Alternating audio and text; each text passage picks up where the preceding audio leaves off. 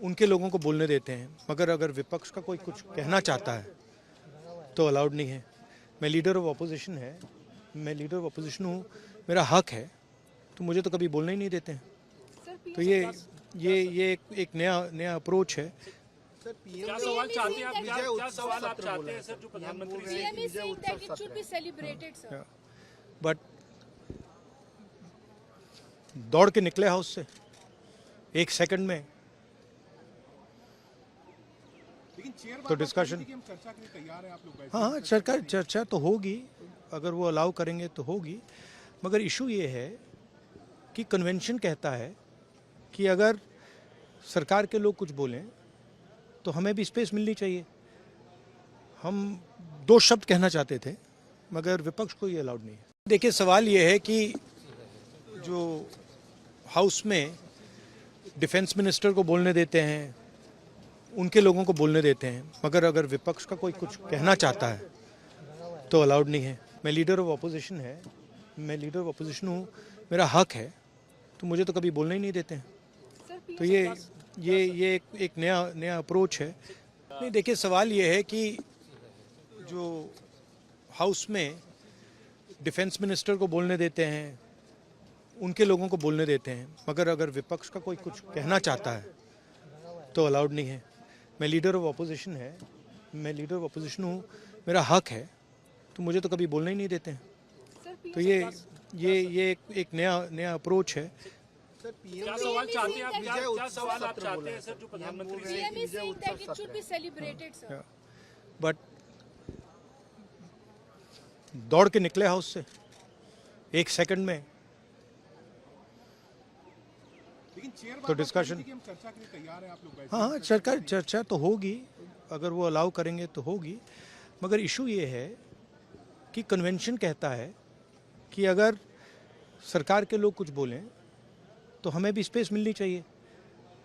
हम 2 शब्द कहना चाहते थे, मगर विपक्ष को ये अलाउड नहीं है। देखिए, सवाल ये है कि जो हाउस में डिफेंस मिनिस्टर को बोलने देते हैं, उनके लोगों को बोलने देते हैं, मगर अगर विपक्ष का कोई कुछ कहना चाहता है तो अलाउड नहीं है। मैं लीडर ऑफ अपोजिशन हूँ, मेरा हक है, तो मुझे तो कभी बोलना ही नहीं देते हैं। तो ये एक नया अप्रोच है। नहीं, देखिए, सवाल ये है कि जो हाउस में डिफेंस मिनिस्टर को बोलने देते हैं, उनके लोगों को बोलने देते हैं, मगर अगर विपक्ष का कोई कुछ कहना चाहता है तो अलाउड नहीं है। मैं लीडर ऑफ अपोजिशन हूँ, मेरा हक है, तो मुझे तो कभी बोलना ही नहीं देते हैं। तो ये एक नया। Thank you, Speaker sir, for allowing me to speak on the President's address.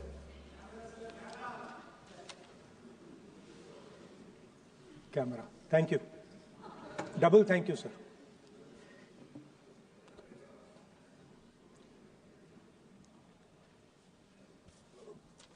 I heard the President's address.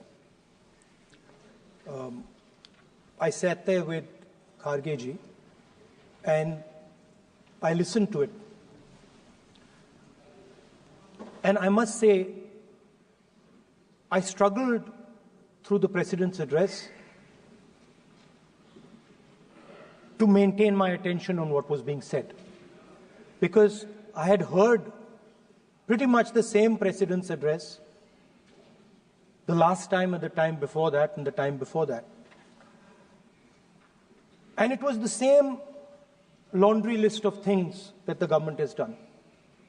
We have done this, we have done this, we have done this, 50 or 100 things that the government has done. And so while I was sitting there, I was thinking, okay, I am being critical about what is being said. And I am saying that this is not the type of President's address that should be delivered.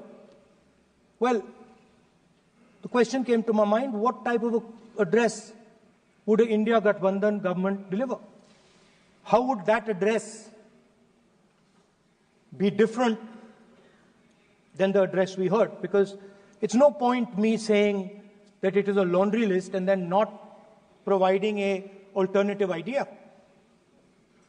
And so today I would like to lay out some dimensions of what an alternative address would look like, what the India Gathbandhan would probably focus on, and where we would lay emphasis. The future of this country is going to be decided by the young men and women of this country, the youth of this country. So I think anything we say has to be addressed to them, has to be spoken to them. The first thing in front of us, and this is something I'm sure the Prime Minister would accept, and pretty much everybody in this room will accept, is that even though we have grown fast, we are growing slightly slower now, but we are still growing. A universal problem that we have faced is that we have not been able to tackle the problem of unemployment.